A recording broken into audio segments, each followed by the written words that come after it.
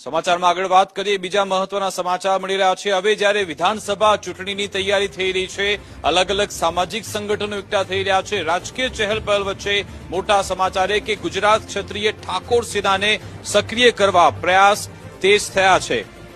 અલ્પેશ ઠાકોરે કાલે ક્ષત્રિય ઠાકોર સેનાની બેઠક બોલાવી છે।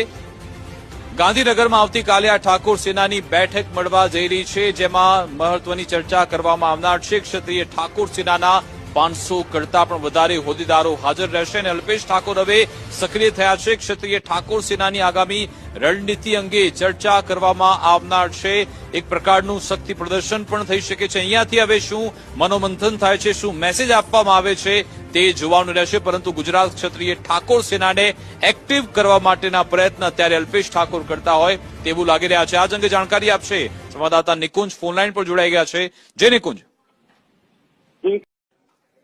સમાચારમાં આગળ વાત કરીએ બીજા મહત્વના સમાચાર મળી રહ્યા છે। હવે જ્યારે વિધાનસભા ચૂંટણીની તૈયારી થઈ રહી છે, અલગ અલગ સામાજિક સંગઠનો એકઠા થઈ રહ્યા છે, રાજકીય ચહેલપહલ વચ્ચે મોટા સમાચાર છે કે ગુજરાત ક્ષત્રિય ઠાકોર સેનાને સક્રિય કરવા પ્રયાસ તેજ થયા છે।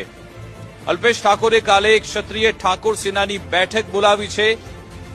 ગાંધીનગરમાં આવતીકાલે આ ઠાકોર સેનાની બેઠક મળવા જઈ રહી છે, જેમાં મહત્વની ચર્ચા કરવામાં આવનાર છે। ક્ષત્રિય ઠાકોર સેનાના 500 કરતા પણ વધારે હોદ્દેદારો હાજર રહેશે અને અલ્પેશ ઠાકોર હવે સક્રિય થયા છે। ક્ષત્રિય ઠાકોર સેનાની આગામી રણનીતિ અંગે ચર્ચા કરવામાં આવનાર છે।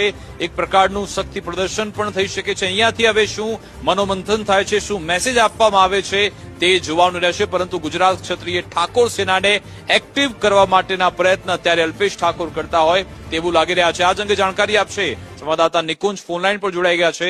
જે નિકુંજ,